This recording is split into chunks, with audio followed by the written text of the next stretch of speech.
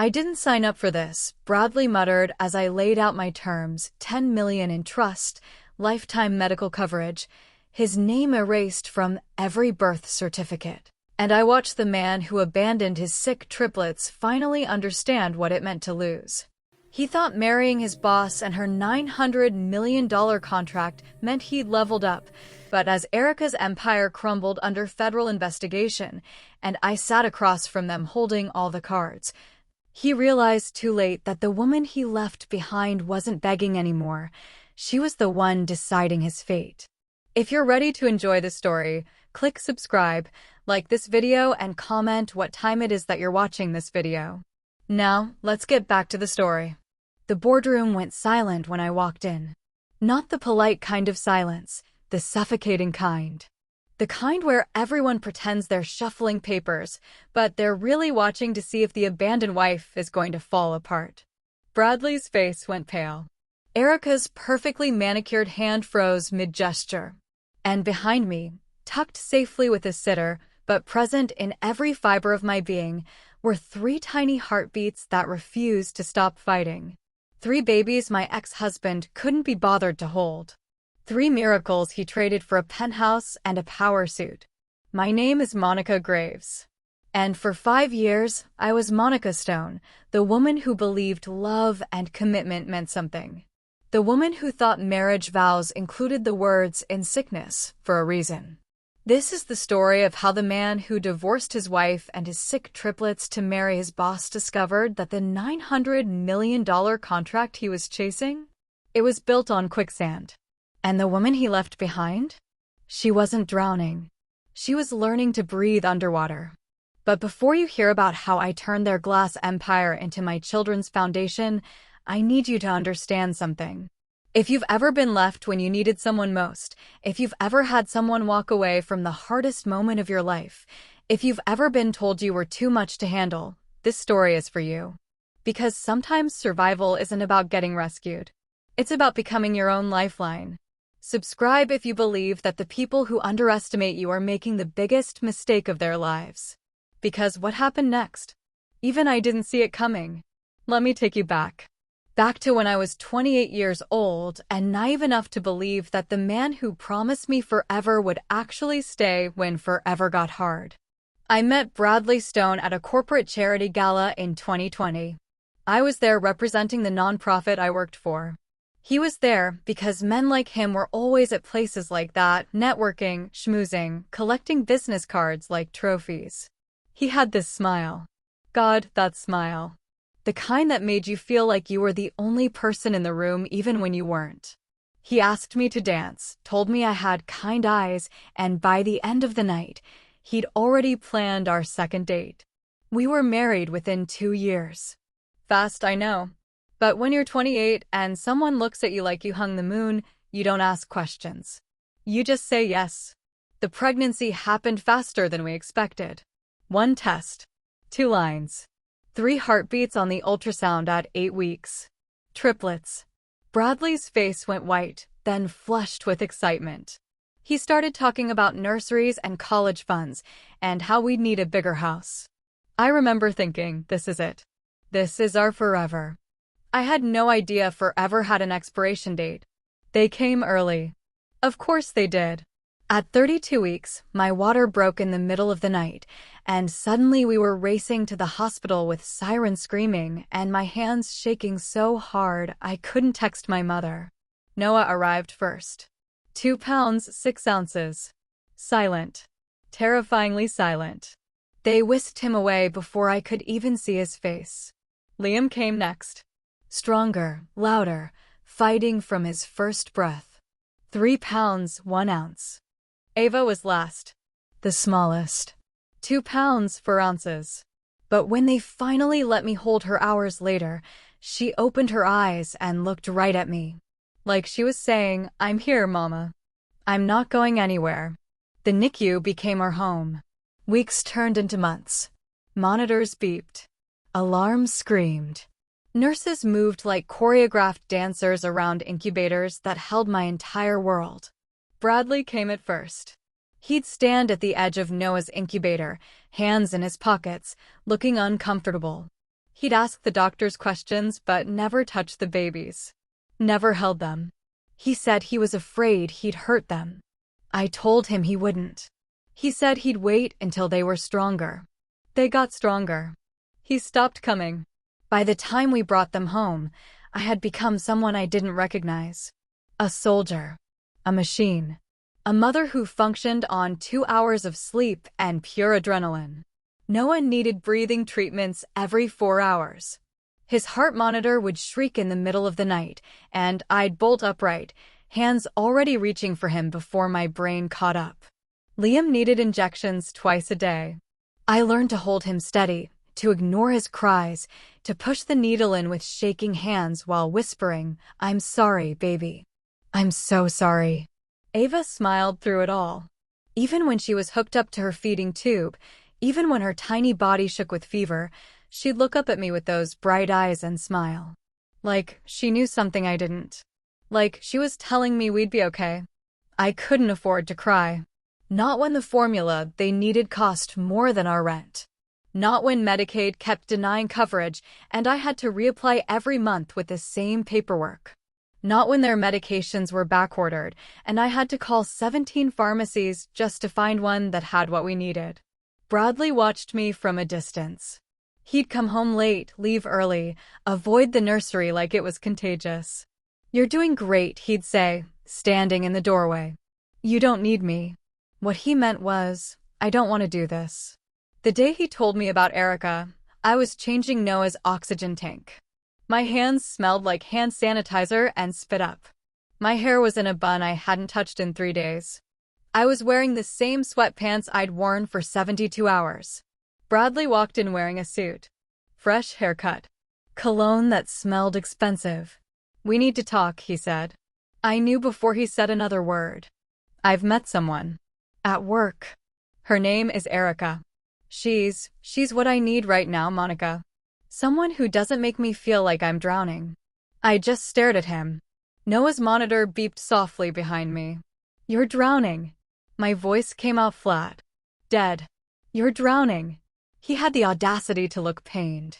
"This isn't the life I signed up for. These are your children." I know. He wouldn't look at me. Wouldn't look at them. But I can't do this. "I'm sorry." He left the papers on the kitchen counter. Divorce papers. Already drafted. Already signed on his end. He was gone by the weekend. I became something else after that. Not broken. I didn't have time to be broken. I became forged. Hardened. Sharpened. Every breath my children took became my battle cry. Every beep of Noah's monitor was a reminder that I was still standing. Every injection I gave Liam was proof that I could do the impossible. Every smile from Ava was fuel. I stopped sleeping. Who had time? I stopped eating. Who had appetite? I moved through days like a ghost, but a ghost with a mission. Bradley moved fast. 6 weeks after he left, he was engaged. To Erica Langford. Age 39. Executive vice president at his firm. The woman who'd just closed a $900 million international tech deal. I saw the announcement on LinkedIn. Her in a yellow dress, him in a tux, champagne glasses raised. The caption read, "To new beginnings." I was holding Ava at the time. Her feeding tube had gotten tangled and I was trying to fix it with one hand while Liam cried in the background. New beginnings. I laughed. It came out bitter and sharp. Ava looked up at me confused. "It's okay, baby," I whispered. "Mama's just realizing something." The wedding was 3 months later. I wasn't invited. Of course I wasn't. But I saw the photos. Oh, I saw them. Social media makes sure you can't escape anything. There they were. Bradley in a designer tux. Erica in that same yellow dress, or maybe a different one, who could tell? They were standing under a chandelier. A chandelier. The same kind of light that had poured down on me the night he said he was leaving. They looked happy. Radiant. Like people who'd just won something. And me? I was sitting on my bathroom floor at 2 a.m., holding a screaming Noah while Liam's monitor beeped and Ava slept fitfully in her crib. My phone screen glowed with their wedding photos, and I felt something inside me turn to steel. I looked at Noah, his tiny chest rising and falling, his eyes squeezed shut. "You know what, buddy?" I whispered. "Your dad just made the biggest mistake of his life. And we're going to make sure he knows it." Noah hiccuped, stopped crying, looked at me with those serious eyes. That's when I decided. I wasn't going to collapse. I wasn't going to beg. I wasn't going to be the tragic ex-wife everyone pitied. I was going to rise. And Bradley Stone? He was going to watch. The morning Erica Langford's face appeared on the cover of Forbes, I was scraping dried formula off my kitchen floor with a butter knife. Noah had thrown his bottle. Again. Liam needed his injection in 7 minutes. Ava's feeding tube had somehow gotten wrapped around her leg during the night, and I was trying to untangle it while she giggled like this was the funniest game in the world. My phone buzzed. A notification from LinkedIn. Erica Langford closes historic $900 million international tech merger with Quantum Dynamics Consortium. Industry experts call it the deal of the decade. There she was. Professional headshot. Perfect hair. That smile that said, "I own the world and I know it." The article went on for paragraphs. Visionary leadership. Strategic brilliance. Unprecedented negotiation. She'd beaten out 3 major competitors to secure exclusive rights to develop AI infrastructure across Southeast Asia.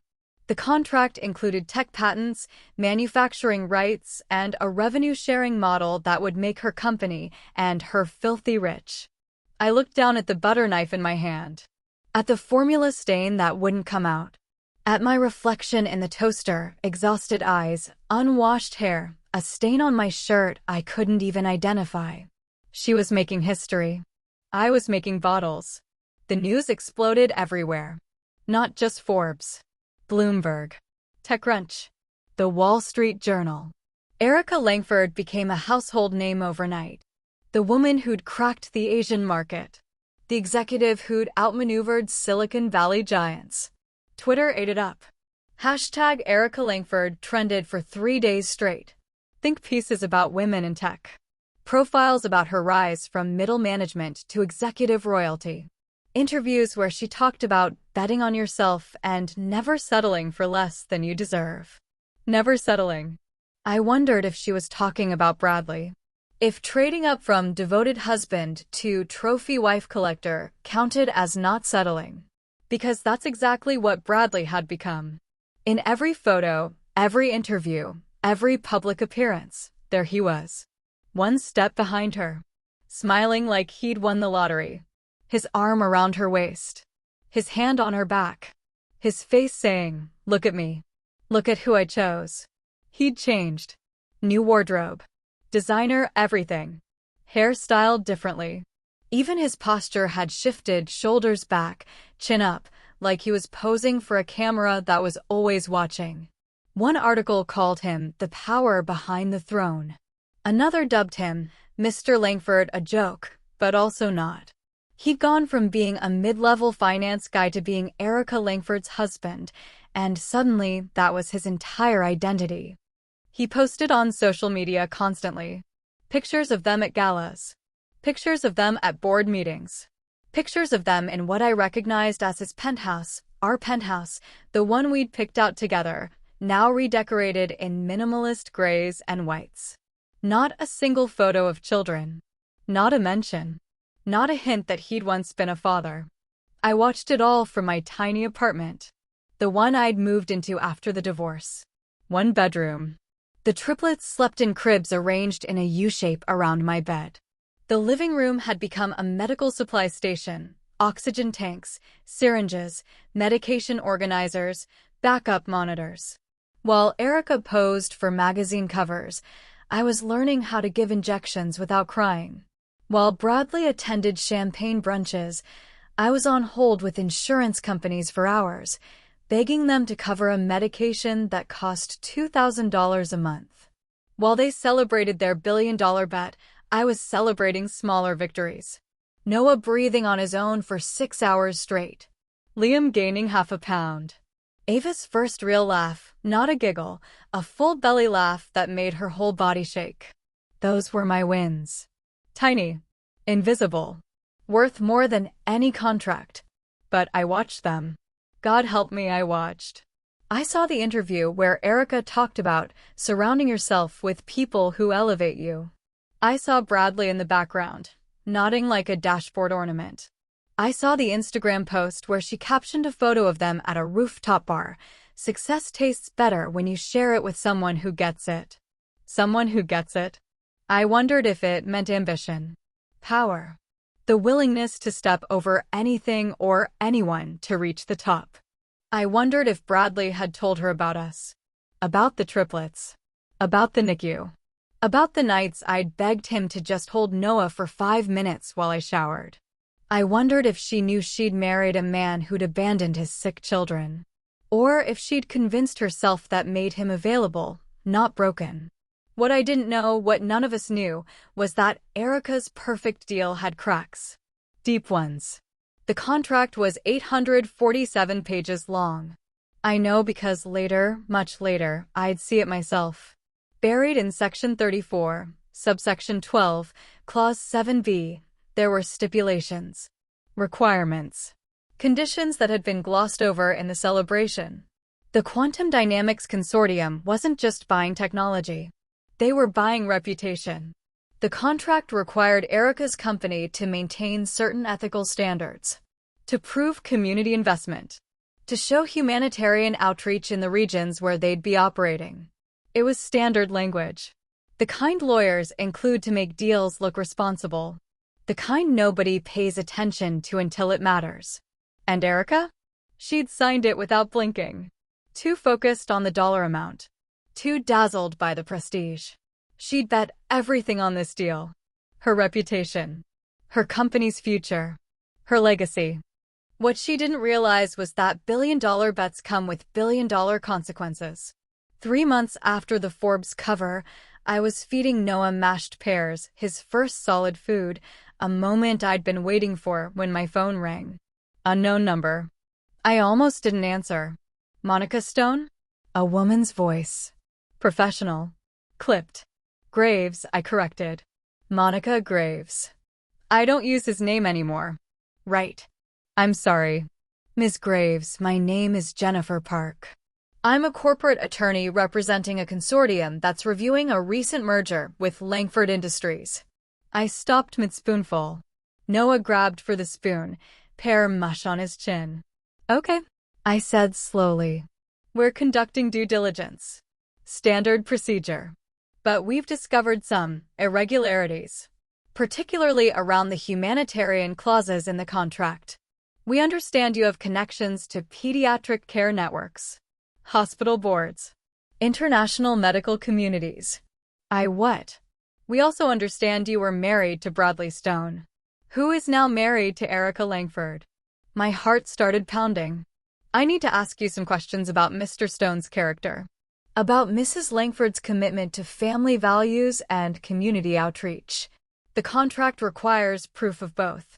I looked at Noah. Pear mush everywhere.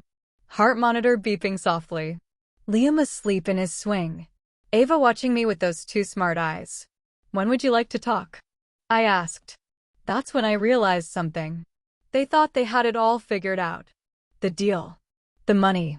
The perfect life. But they'd forgotten one crucial detail. They'd forgotten me. And I was about to become very, very relevant. The letter arrived on a Tuesday.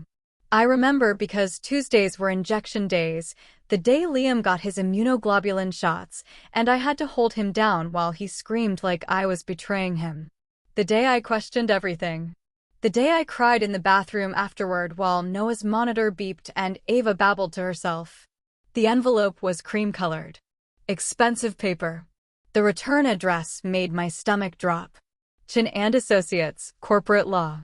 I knew that name. Sarah Chin. We'd gone to college together, lost touch after graduation. Last I'd heard, she was making partner at some high-powered firm in Manhattan. I opened it with shaking hands. Monica, I hope this letter finds you well. I've been following your story, not in a creepy way, I promise. Mutual friends. Social media. You know how it is. I'm reaching out because something has crossed my desk that I think you need to know about. It concerns your ex-husband and his new wife. I can't say much in writing, but if you're willing to meet, I think you'll want to hear this. Call me, Sarah. At the bottom, a phone number. A postscript. This could change everything. I called her that night after the triplets were down. Well, down was generous. Noah was asleep. Liam was fighting it. Ava was having a conversation with her stuffed elephant that seemed very important. Sarah answered on the first ring. Monica. God, it's good to hear your voice. What's going on, Sarah? She didn't waste time. Erica Langford's deal. The $900 million merger. It's falling apart. I sat down hard on my kitchen floor. What? There's an investigation. Multiple regulatory bodies. The Quantum Dynamics Consortium is claiming breach of contract. Suspicions of bribery. Erica allegedly paid off officials to fast-track permits. Misallocated funds, money that was supposed to go toward community development programs, never materialized. And breached NDAs. She leaked proprietary information to secure better terms. My head spun. How do you know this? I'm on the legal team representing the consortium. We're building a case to void the contract. And Monica? It gets worse. The humanitarian clauses she agreed to, the ones requiring proof of ethical practices and community investment, she faked the documentation, created shell nonprofits, fabricated outreach programs. It's all smoke and mirrors. Jesus. The deal's under federal scrutiny now. SEC is involved. If they prove fraud, she's not just losing the contract. She's facing criminal charges. And Bradley? Sarah paused. He's named in the documents. As a beneficiary. As someone who profited from the initial contract signing. I couldn't breathe. Monica, his name is on paperwork he probably never even read. He thought he was just along for the ride. But legally, he's implicated. When does this go public? 2 weeks. Maybe less. The consortium is moving fast. They want to distance themselves before it becomes a media nightmare. Erica's company is already scrambling. Stock prices are dropping. Board members are jumping ship. Does Bradley know? I doubt it. Men like him never do. They think proximity to power protects them. They don't realize that when the throne collapses, everyone underneath gets crushed. After we hung up, I sat in the dark for a long time. Liam had finally fallen asleep. The apartment was quiet except for the soft beep of monitors and the hum of the refrigerator. Erica's empire was crumbling. And I felt nothing. Not joy. Not satisfaction. Just this strange, hollow awareness that karma worked in mysterious ways. While Erica's world burned, I was building something else entirely. It started small. A Facebook group for mothers of medically fragile children. Just a place to share resources, vent frustrations, swap tips for dealing with insurance companies. Within 3 months, we had 200 members. Within 6, over 1,000. I started documenting everything. The triplets' daily routines. The medications. The costs.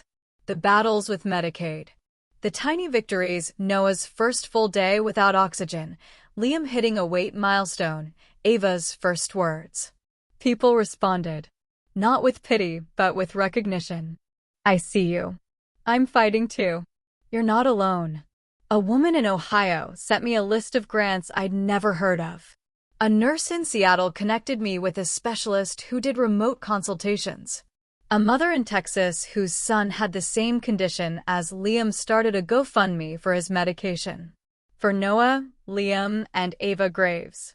Because every child deserves a fighting chance. She raised $8,000 in 2 weeks. I cried when I saw it. Ugly, grateful tears.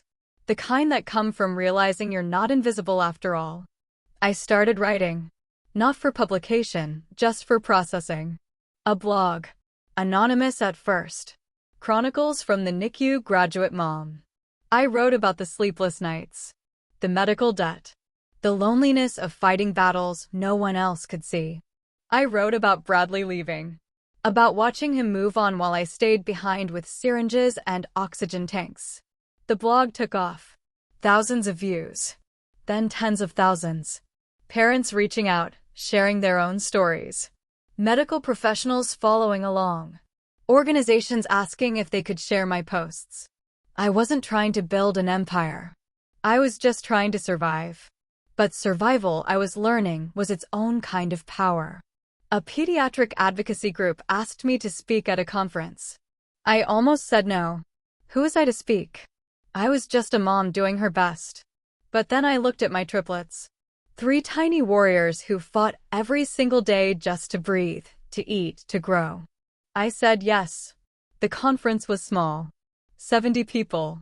Mostly healthcare workers and parents. I stood at a podium in my best dress, a navy blue thing I'd bought at Target, and told my story. I told them about the NICU. About bringing the triplets home. About Bradley leaving. About the nights I wanted to quit but couldn't because 3 little people depended on me. When I finished, the room was silent. Then someone started clapping. Then everyone. Standing ovation. I saw tears. Nodding heads. Recognition. Afterward, a woman approached me. Director of a national pediatric foundation. We need voices like yours, she said. Parents who've been in the trenches. Would you consider joining our advisory board? I stared at her. I'm not qualified. You're the most qualified person in this room. I joined the board the next month. So while Erica's billion-dollar bet crumbled under investigation, I was building something real. Something that couldn't be investigated or voided or taken away. A community. A voice. A purpose. Erica's empire was built on ambition. On contracts and clauses and deals made in boardrooms with people who saw dollar signs instead of humanity. Mine was built on survival. On 3 a.m. feedings and insurance appeals and the stubborn, fierce love of a mother who refused to let her children become statistics. Her foundation was cracking. Mine was just getting started. And when Sarah called 2 weeks later to tell me the investigation had gone public, that Erica's face was on the news for all the wrong reasons, that Bradley was frantically calling lawyers, I was feeding Ava mashed bananas. And I smiled. Not because I was happy they were suffering, but because I finally understood something. Power isn't about how high you climb. It's about what you build on the way up. And I was building something unbreakable. The call came at 11:47 p.m. on a Thursday. I was awake, of course I was awake. Noah's monitor had gone off twice in the last hour. False alarms, but my heart didn't know the difference. I was sitting on the couch in the dark, phone in hand, scrolling through medical supply websites trying to find a cheaper oxygen supplier. The name on the screen made me freeze. Erica Langford. I stared at it. 3 rings. 4. My thumb hovered over the decline button. On the 5th ring, I answered. Hello. Silence. Then a breath. Then her voice, but not the voice I'd heard in interviews. Not the confident, polished executive voice. This one was thin. Strained. Monica. It's Erica. I know it's late. I'm sorry. She stopped. Can we meet? I should have said no. Should have hung up. Should have blocked her number and gone back to my life. Instead, I heard myself say when she wanted to meet at her office. Of course she did. Even when her world was falling apart, Erica Langford needed the home court advantage. The building was downtown. All glass and steel, reaching toward the sky like it was trying to escape gravity. I'd never been inside before. Never had a reason to. I arranged for a sitter, a neighbor who owed me a favor, and drove there in my 10-year-old Honda with the check engine light that had been on for 6 months. I parked next to a Tesla and a Mercedes and felt every bit of the distance between our lives. The lobby was marble and chrome. The receptionist looked at me like I'd wandered in from a different planet. Yoga pants. Target sweater. Hair in a messy bun. No makeup because who had time? I'm here to see Erica Langford, I said. She blinked. Checked her computer. She's expecting you. 37th floor. The elevator was glass too. I watched the city shrink beneath me and thought about how easy it would be to fall. Her office was exactly what I'd imagined. Corner suite. Floor-to-ceiling windows. A desk that probably cost more than my car. Awards on the shelves, top 40 under 40. Executive of the Year. Innovation Leader. And Erica. Standing by the window, back to me, silhouette sharp against the city lights. She turned when I walked in. I'd seen her in photos. In videos. In social media posts where she looked untouchable. But this version was different. Her hair was still perfect, her suit still pressed, but there were cracks. Dark circles under her eyes. Tension in her jaw. Her hands clasped too tight in front of her. "Thank you for coming," she said. I didn't sit. Didn't move past the doorway. "You have 5 minutes." She flinched. "Good. I need your help." I laughed. Couldn't help it. The sound echoed in that massive office, sharp and bitter. "You need my help." Yes. The woman who married my husband while my children were sick.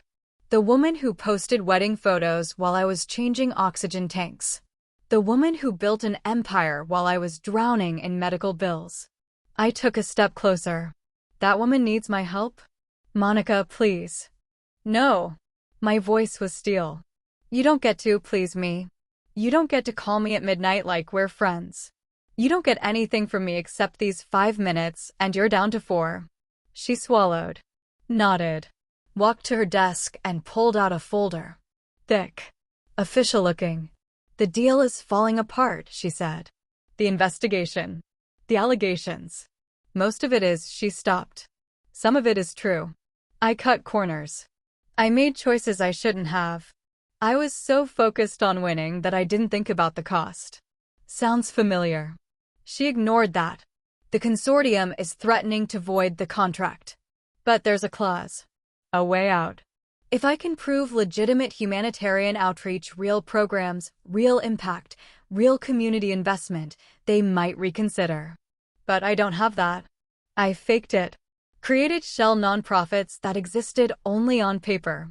And you have what I need." She looked up at me. "You have connections. Real ones. Pediatric networks. International medical boards. Patient advocacy groups. Hospital partnerships. You've built something genuine in the last year. Something that actually matters." I stared at her. "You've been watching me? Everyone has. Your blog. Your speaking engagements. That foundation board position. You're becoming someone in the medical community, Monica. Someone with credibility. Someone people trust. So you want to use me? I want to partner with you." I laughed again.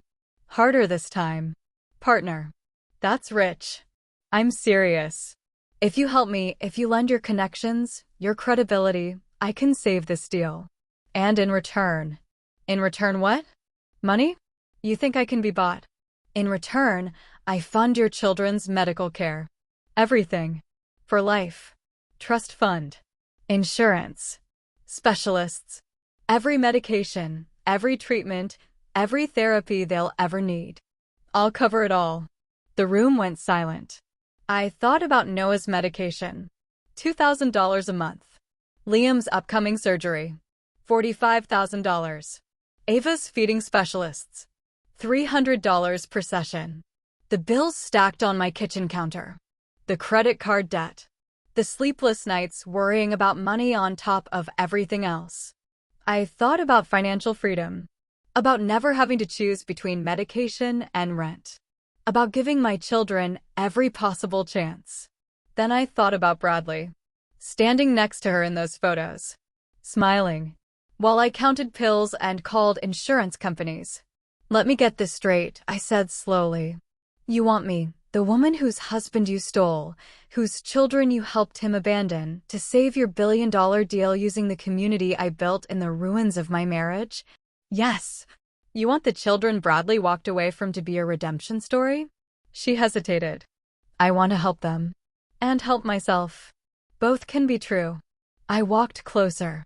Stood across the desk from her. Looked her in those perfectly made-up eyes. "Do you know what it's like?" I asked quietly. "To hold a 2-pound baby and wonder if she'll make it through the night?" To give your child injections while he screams and know you're the one causing the pain, but it's the only thing keeping him alive? To watch the man you loved walk away because you weren't easy anymore. Monica, do you know what it's like to rebuild yourself from nothing? To find strength in hospital corridors and insurance appeals? To become someone not because you wanted to, but because you had to. She said nothing. That's what you want to buy, I said. My suffering. My resilience. My children's story. You want to wrap yourself in our struggle and call it redemption. It's not like that. It's exactly like that. I picked up the folder. Opened it. Scanned the proposal. Numbers. Clauses. Offers.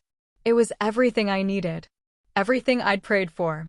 And it made me sick. I'll think about it, I said. Monica, you called me at midnight. You dragged me here. You asked me to consider selling my soul to save yours. I dropped the folder back on her desk. The least you can do is give me time to decide if I'm willing to make that deal. I turned to leave. He regrets it, she said suddenly. Bradley. He regrets leaving you. I stopped. Hand on the door. He doesn't say it out loud, but I see it. When he thinks I'm not looking, he watches videos of babies on his phone. He asks about my friends' kids. Her voice cracked. He's hollow. He thought he was choosing success, but he chose emptiness. I turned back. And you? Do you regret it? She met my eyes. I regret a lot of things, but not him. Silence. That's what I thought, I said. I left her standing there, in her glass tower, surrounded by awards that meant nothing and success that was crumbling. And I drove home to my babies, my warriors, my purpose. I had a decision to make. And for the first time since Bradley left, I held all the cards. I didn't sleep that night. Not because of the monitors, though Noah's did go off twice. Not because of feedings, though Ava woke up hungry at 4 a.m. I didn't sleep because I was making a list. A list of everything Erica Langford would give me in exchange for saving her empire. By sunrise, I had 17 pages of handwritten notes. Legal terms I'd learned from fighting insurance companies. Medical jargon from a year of specialist appointments. Financial structures I'd researched while applying for grants at 2 a.m. I wasn't going into that negotiation as the desperate ex-wife. I was going in as a mother who knew exactly what her children needed. And I was going to get every last bit of it. I called Sarah Chin first. I need a lawyer. The best you know. Someone who specializes in family law and contract negotiation. What's going on? I'm about to make a deal with the devil. And I need to make sure the devil doesn't screw me over. She was quiet for a moment. I know someone. Rachel Ortiz. She's a shark. Expensive, but I don't care about expensive. I care about airtight. I'll send you her number. 20 minutes later, I was on a call with Rachel. I explained everything. The meeting with Erica. The offer. What I wanted instead. Rachel let out a low whistle. You're not messing around. I can't afford to. Good. Send me your list. I'll draft the terms. But Monica? This needs to be ironclad. No loopholes. No fine print. If she wants your help, she pays in full. No negotiations. That's exactly what I want. 3 days later, I walked back into Erica's office. This time, I wasn't alone. Rachel was beside me, briefcase in hand, power suit sharp enough to cut glass. And I wasn't wearing yoga pants. I'd borrowed a dress from my neighbor, black, professional, the kind of armor that said I belong here. Erica stood when we entered. So did Bradley. I hadn't expected him. Hadn't prepared for the jolt of seeing him in person after all these months. He looked different. Thinner. Older. The confidence he'd worn like cologne had evaporated, leaving behind something diminished. He opened his mouth. Monica, don't. I didn't look at him. Looked at Erica instead. Let's get to business. We sat. Rachel pulled out a folder. Slid it across the table. These are our terms, she said. Non-negotiable. Erica picked it up. Started reading. Her face went pale, then carefully neutral. This is extensive. My client is offering you a lifeline, Rachel said coolly. These are the conditions of that lifeline. I leaned forward. Let me make this simple. You want my connections, my credibility, my community. You want me to vouch for your humanitarian efforts, introduce you to the right people, lend my name to your redemption story. Yes. Then here's what I want in return. And I'm only saying this once, so listen carefully. I pulled out my own copy of the terms, looked her dead in the eye. First, a trust fund for Noah, Liam, and Ava Graves. $10 million. Irrevocable. Managed by an independent trustee of my choosing. Untouchable until they're 18. To be used for education, medical care, housing, and quality of life. Erica's jaw tightened, but she nodded. Second, lifetime medical coverage. Full, not insurance coverage. Every medication, every treatment, every specialist, every therapy they need. If it costs $1 billion over their lifetime, you pay it. No caps, no limits, no questions. That's non-negotiable, Rachel cut in. Erica looked at Bradley. He was staring at the table. Third, I continued, full legal rights for me as sole guardian. Bradley Stone forfeits all parental rights. No custody. No visitation. No say in medical decisions, education, religion, or anything else. He is removed from their lives legally and permanently. Bradley's head snapped up. Wait. Fourth, I spoke over him. His name is removed from all medical records. Birth certificates amended to show father unknown. He doesn't get to claim them on taxes. He doesn't get to use them in any public statement. He doesn't get to call himself their father ever again. Monica, that's insane, Bradley's voice cracked. I finally looked at him. Is it? You want to be their father? When did you last hold them? When did you last change a diaper, give a feeding, sit through a doctor's appointment? When did you last do anything that actually required you to be a parent? I send money. Court-ordered child support that comes late half the time. I turned back to Erica. Fifth, you will publicly establish a foundation in the triplets' names. Not yours. Theirs. Noah, Liam, and Ava Graves Foundation for Medically Fragile Children. You will fund it with $5 million initially and commit to annual contributions of no less than $500,000. I will sit on the board. I will have final say over how funds are allocated. Erica was shaking her head slowly. This is more than just helping me save the deal. This is exactly what it costs to buy my soul, I said flatly. You asked me to sell my integrity, my community's trust, my children's story. This is the price. Take it or leave it. The room went silent. Bradley stood abruptly. This is extortion. Rachel didn't even look at him. This is a business arrangement between two parties. You're not one of them. Those are my children. No, I said quietly. They're not. He stared at me. I saw the moment it hit him. The reality of what he'd done. What he'd given up. I didn't sign up for this, he muttered, voice breaking. I stood. Walked around the table. Stood in front of him. No, Bradley. You signed out of it. You signed out the day you walked into our house and told me you were leaving. You signed out every night you didn't come to the hospital. Every feeding you missed. Every doctor's appointment you skipped. Every time you chose her over them. Tears were running down his face now. I made a mistake. Yes, you did. And mistakes have consequences.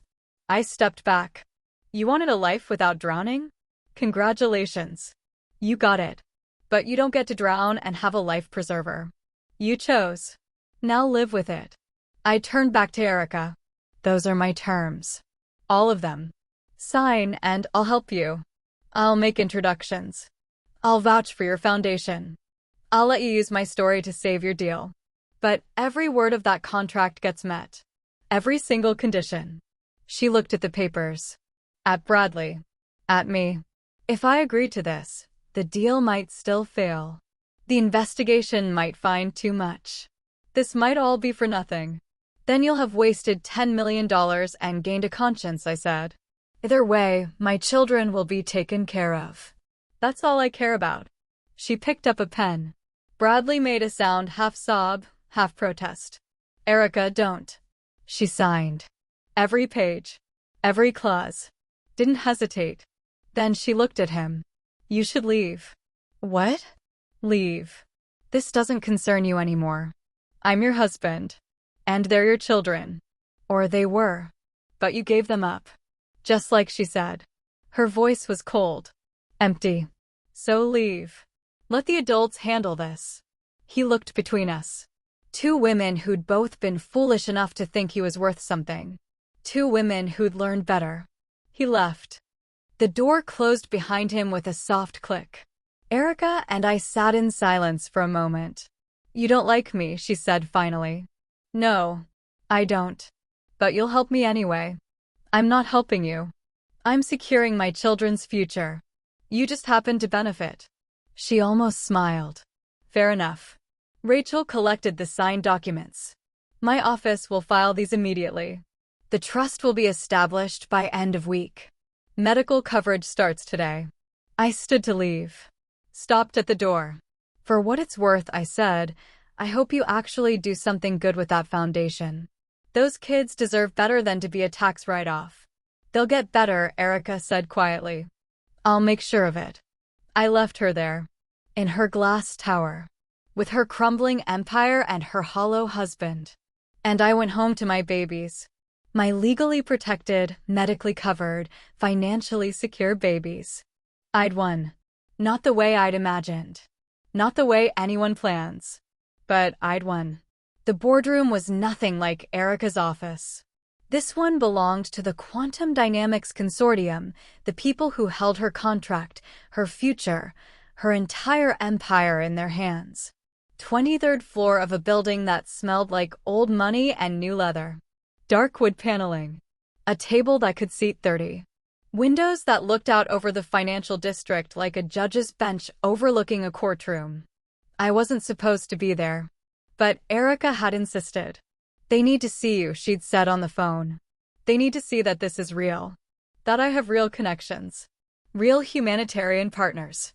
So there I sat, in another borrowed dress, next to Erica Langford and her legal team, facing 7 stern-faced executives who looked like they'd never smiled in their lives. Bradley sat at the far end of the table, as far from me as possible. He hadn't looked at me once. The lead investigator, a silver-haired man named Chin, opened a folder. Mrs. Langford, we've reviewed your amended proposal. The new humanitarian framework. The foundation. The partnerships. He looked at me. Ms. Graves has provided some compelling testimony about your community outreach potential. I'd spent 3 hours on the phone with him the week before. Answering questions. Explaining my connections. Describing the pediatric networks I'd built. I hadn't lied. Hadn't exaggerated. Just told the truth, that I had relationships with hospitals, advocacy groups, medical boards across the country. That I could open doors Erica never could have opened on her own. However, Chin continued, the initial contract was based on a $900 million valuation. Given the investigation's findings, the ethical violations, the misrepresented documentation, he paused. We can salvage this merger. But not at the original terms. Erica's face was stone. What are you proposing? $180 million. 20% of the original value. And strict oversight. Monthly audits. Required humanitarian benchmarks. Failure to meet any clause results in immediate termination.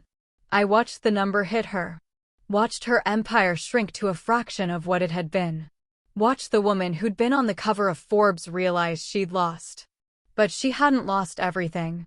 The foundation, she asked, must be operational within 60 days. Real programs. Real impact. Ms. Graves will serve as humanitarian liaison and board member. Her approval will be required for all community outreach initiatives. Erica looked at me. I nodded. I accept, she said. The meeting lasted another 2 hours. Legal language. Clauses. Amendments. I stopped listening after a while. Focused instead on Bradley. He sat perfectly still, hands folded on the table. But I could see it. The way his jaw clenched. The way his eyes darted to Erica every time she spoke. The way he seemed to shrink with every concession she made. This wasn't the life he'd signed up for. He'd married a titan. A woman who'd closed a billion-dollar deal. A woman whose name trended on Twitter. A woman who represented everything he thought he wanted. But titans fall. And he was realizing too late that he'd hitched himself to a falling star. When someone asked him a question, something about his role in the initial negotiations, his voice came out thin. Uncertain. I supported Erica's vision. I wasn't involved in the operational details. But you benefited financially from the initial contract signing? Yes. As her spouse. But I didn't know about the irregularities. Chin looked at him over his glasses. Ignorance isn't innocence, Mr. Stone. Bradley said nothing.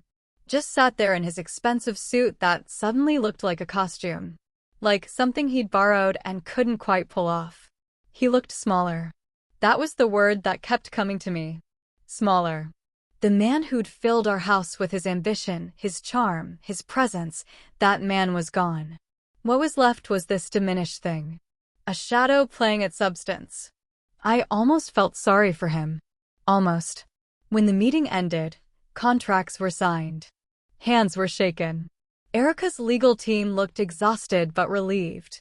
The consortium representatives left first, efficient and emotionless as executioners. Erica stood slowly, smoothed her skirt. Thank you, she said to me, for vouching for me. For this. I didn't do it for you. I know. Bradley approached. Hesitant. Monica. Don't. I picked up my bag. We're not friends. We're not co-parents. We're not anything. You signed away that right. I just wanted to say, he stopped. Swallowed hard. They look happy. In the photos you post. The kids. They look healthy. I stared at him. They're thriving. Despite you. Because of me. I know his voice cracked. I know I made a mistake. Mistakes are accidents. What you did was a choice. You chose this. I gestured around the boardroom. This world. These people. This version of success. You got exactly what you wanted, Bradley. So why do you look so miserable? He had no answer. I left him standing there. The elevator ride down felt like exhaling after holding my breath for a year. 23 floors of slowly releasing tension I didn't know I'd been carrying.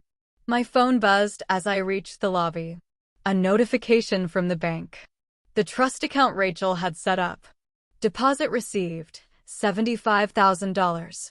Donor, anonymous. I stopped walking. Stared at the screen. $75,000. Just appeared. No explanation. No note. I looked back at the building. Up toward the 23rd floor where Erica and Bradley still were. Maybe it was Erica. Guilt money. Conscience laundering. A way to pretend this deal made her a good person. Or maybe it was Bradley. Trying to buy back something that couldn't be purchased. Fatherhood. Redemption. The chance to say he contributed. Or maybe, and this felt truest, it was both of them. Separately or together. Two people realizing too late that money couldn't fix what they'd broken, but hoping it might build something new. I didn't care who sent it. Because it wasn't about them anymore. It was about Noah, Liam, Ava. 3 children who would never remember this boardroom. Who would never know about contracts and mergers and humanitarian clauses. Who would just know that they were loved. Protected. Provided for.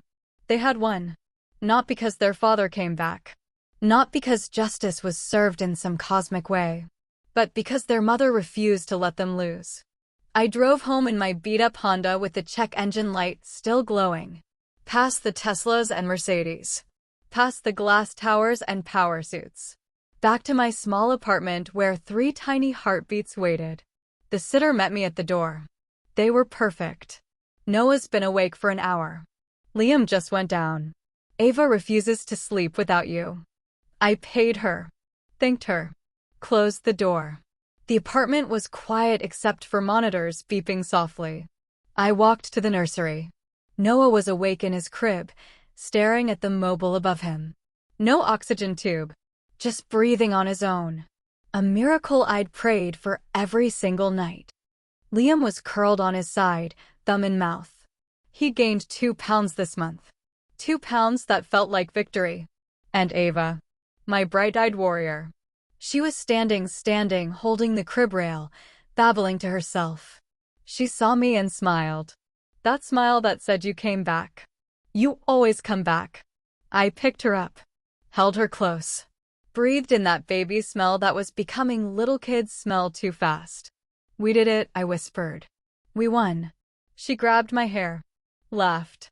And I realized something. I didn't need Bradley to fail for this to feel like victory. I didn't need Erica to lose everything for this to feel like justice. I just needed this. This moment. This apartment. These 3 lives I'd fought so hard to protect. The boardroom was behind me. The empire had been resurrected, smaller, humbler, but standing. And I was finally, truly free. My phone buzzed again. A text from Sarah Chin. The foundation paperwork is filed. Noah, Liam, and Ava Graves' Foundation for Medically Fragile Children is officially real. You did it, Monica. I looked at my babies, my warriors, my purpose. Yeah, I did. 6 months passed like a slow exhale.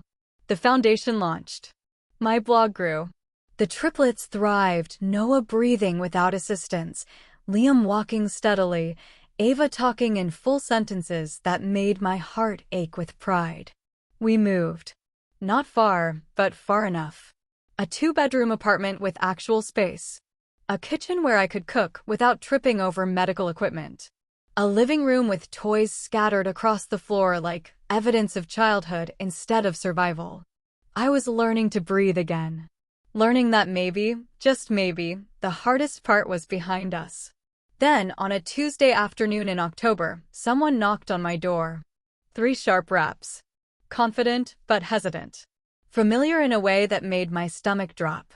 I looked through the peephole. Bradley. I almost didn't open it. Almost pretended I wasn't home. But Ava was in my arms, babbling loudly about the book we'd been reading. Noah and Liam were toddling toward the couch, giggling at something only they understood. He'd already heard us. I opened the door 6 inches. Didn't unchain it. Monica. His voice was softer than I remembered. Rougher around the edges. What are you doing here? I wanted to. He stopped. His eyes moved past me, searching. Are they here? That's none of your business. I know. He ran a hand through his hair. It was longer now. Less styled. Can I see them? Just for a minute. No. The word came out flat. Final. Like a door slamming. He flinched. Monica, please. I'm their father. Are you? I shifted Ava higher on my hip. She was watching him with curious eyes. Didn't recognize him. Why would she? Because fathers show up. Fathers hold their children when they're sick. Fathers don't sign away parental rights for a trust fund. I made a mistake. You made a choice. Behind me, Noah called out. Mama. Liam took my truck. Be nice to your brother. I called back, not taking my eyes off Bradley. Share. Bradley's face crumpled. They're talking now. They've been talking for months. Noah knows 30 words. Liam can count to 5. Ava sings the alphabet song wrong but refuses to be corrected. My voice was ice. You'd know that if you'd been here. I want to be here now. Too late.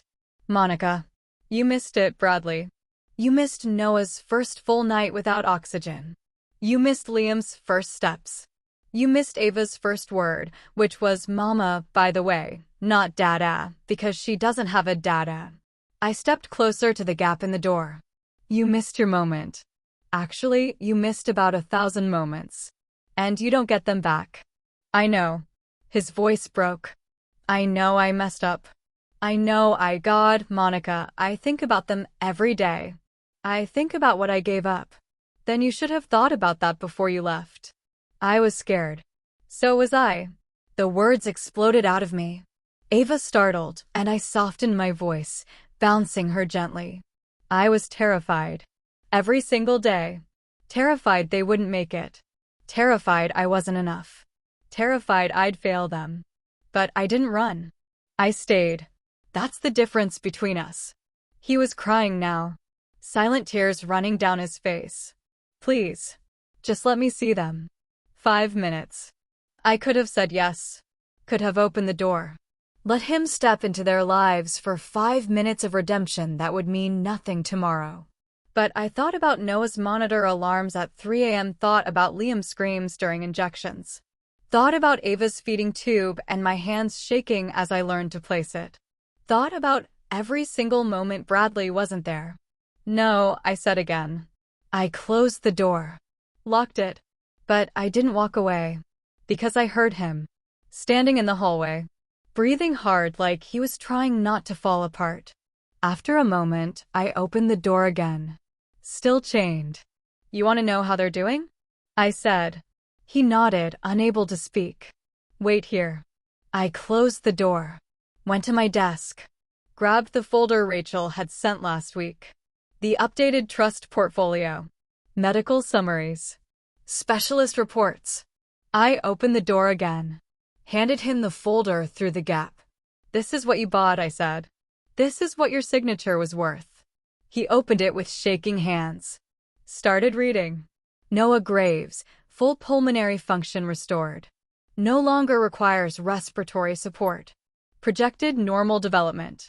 Liam Graves, meeting all growth milestones. Immunotherapy successful.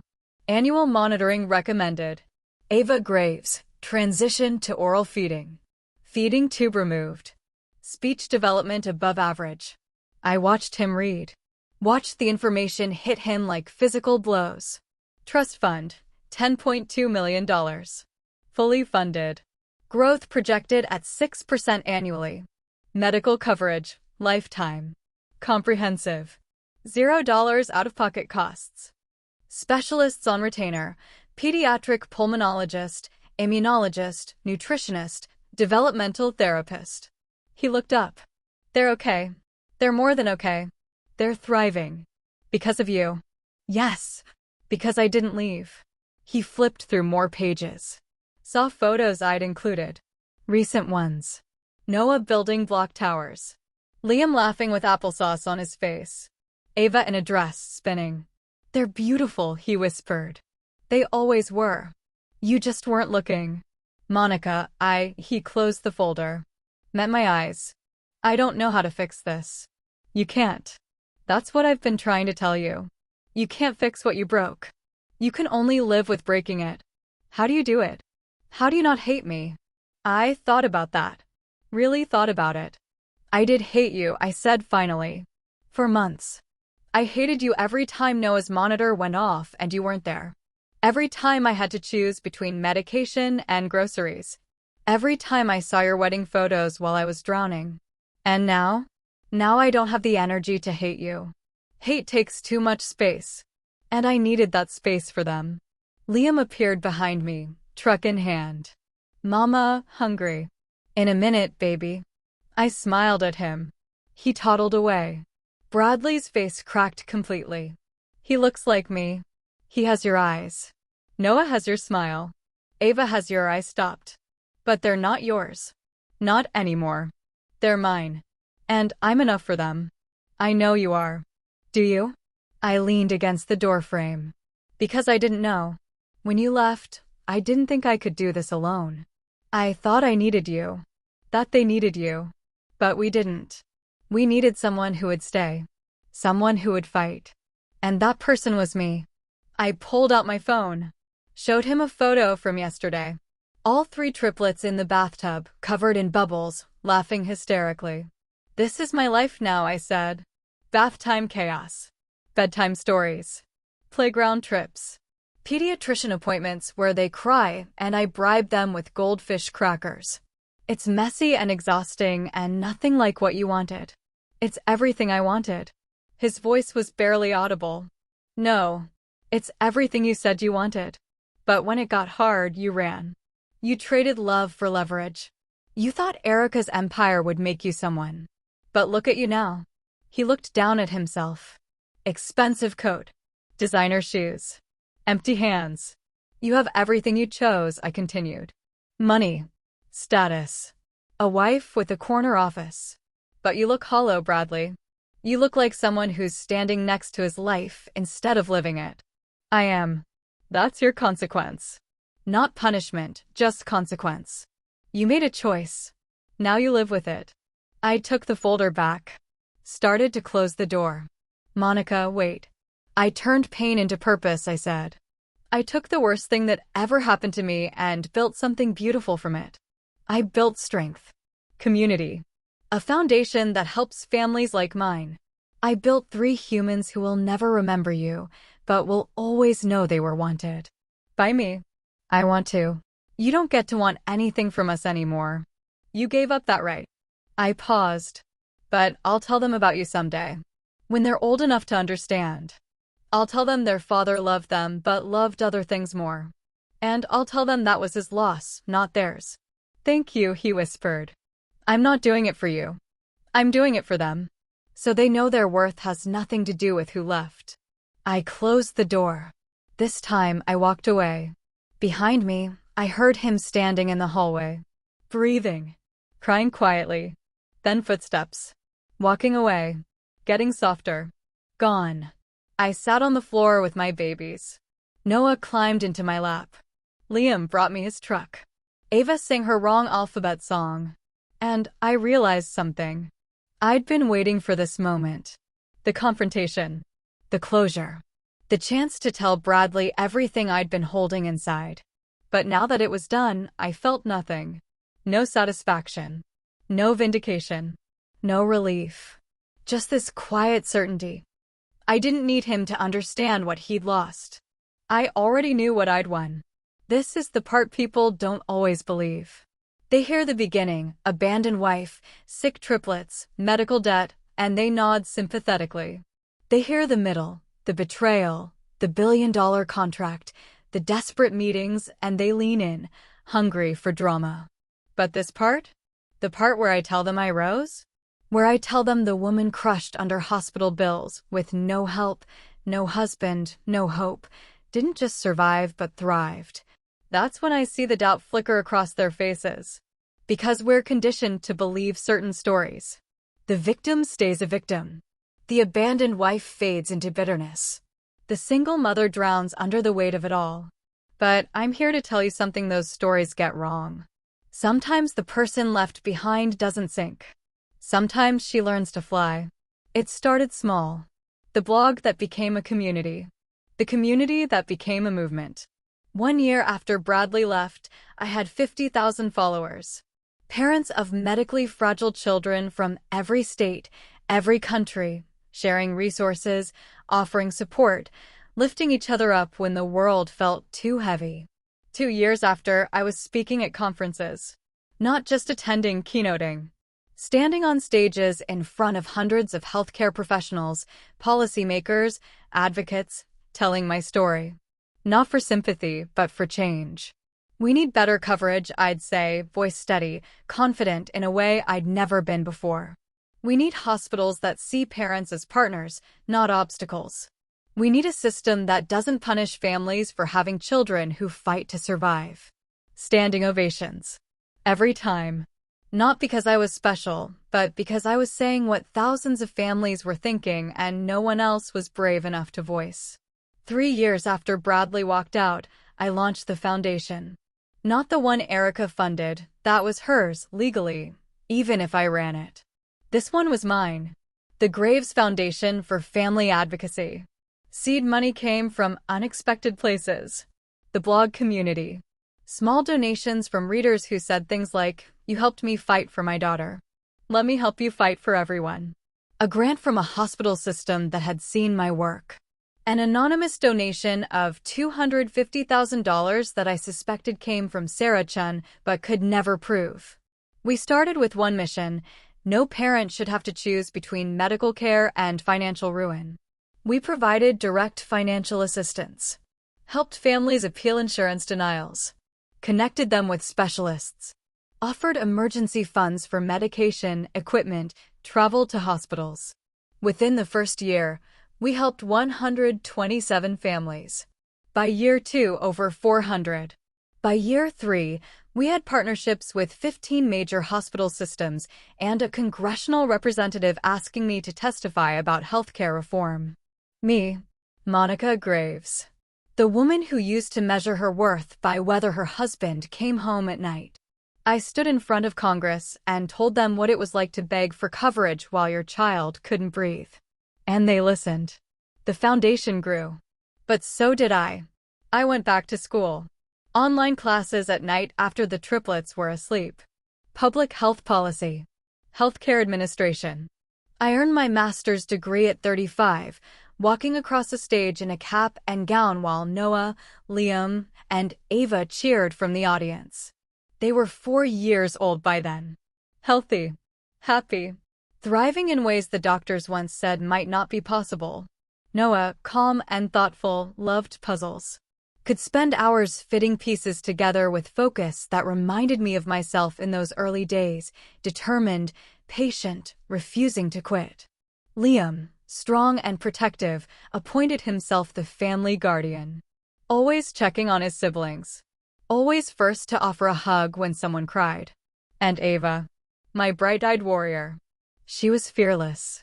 Climbed everything, questioned everything, announced to her preschool class that her mama was the strongest person in the whole world. I cried in the parking lot when her teacher told me that. Not sad tears. Proud ones. 5 years after Bradley left, I received an invitation. A gala. Black tie. For a Healthcare Innovation Award ceremony. The organization wanted to honor me for my advocacy work. The venue? A hotel downtown with a grand ballroom. With a chandelier. I almost didn't go. The symbolism felt too heavy. Too pointed. But then I thought, why should I avoid chandeliers? Why should I let that night, that moment when Bradley told me I wasn't enough, define how I move through the world? So I went. I bought a dress. Not borrowed. Not secondhand. A real dress that made me feel powerful. Deep green. Fitted. The kind of dress that said I belong here without having to speak. I hired a sitter. Kissed my babies goodnight. Drove to the hotel. And when I walked into that ballroom, under that massive crystal chandelier that threw light across everything like broken stars, I didn't feel small. I felt like I'd come home to a version of myself I'd been searching for all along. They called my name. I walked to the stage. Accepted the award. A glass sculpture that caught the light, heavy and solid in my hands. I looked out at the audience. Hundreds of people. Doctors I'd worked with. Families I'd helped. Advocates who'd become friends. And in the back, almost hidden Bradley. He'd come. I don't know how he knew about it. Maybe he still followed my work. Maybe he'd never stopped watching from a distance. Our eyes met across the room. Across 5 years of distance and damage and growth. He looked older. Tired. Like someone carrying weight he couldn't put down. I looked away. Back to the microphone. 5 years ago, I said, I stood under a chandelier and felt my life shatter. The man I loved told me I wasn't enough. That our children, sick, fragile, fighting for every breath, were too much. He walked toward a life that looked shinier. Easier. More successful. The room was silent. I thought that moment would destroy me. And for a while, it did. I broke. Completely. Shattered into pieces I didn't think I could put back together. I held up the award. But broken things can be rebuilt. And sometimes, what we build from the wreckage is stronger than what we lost. I saw people nodding. Saw tears. Saw recognition in faces that knew their own breaking points. I built this foundation from hospital corridors. From 3 a.m. feedings and insurance appeals and the stubborn belief that my children deserved better. I built it from pain. From anger. From love that had nowhere to go except forward. I paused. Looked back at where Bradley had been standing. He was gone. The person who left me is irrelevant to this story now. What matters is that I stayed. I fought. I built something that will outlive all of us, a network of support for families who feel like I felt. Alone. Overwhelmed. Invisible. I smiled. Genuine. Free. I'm not invisible anymore. And neither are they. Thank you. The applause was deafening. Afterward, people surrounded me. Congratulations. Gratitude. Invitations to speak, to collaborate, to expand. I was exactly where I'd never imagined I'd be. Not because someone chose me. Not because I married the right person or made the right connections. But because I chose myself. I heard later, through mutual acquaintances, through social media whispers, that Bradley and Erica had separated. She'd moved to Europe.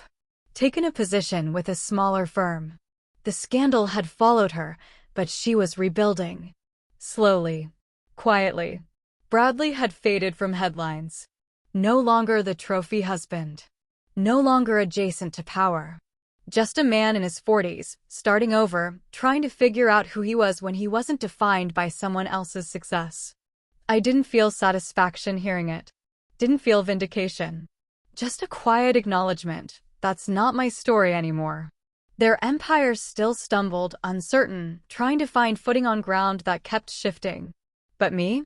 I stood tall. I stood in board meetings and hospital rooms and congressional hearings. I stood under chandeliers and didn't flinch. I stood with my children and my community and my purpose. Because I didn't just survive his leaving. I became everything he never imagined I could be. And more importantly, everything I never imagined I could be. The woman who rose wasn't the woman who was left behind. She was the woman who learned that being left was the beginning, not the end.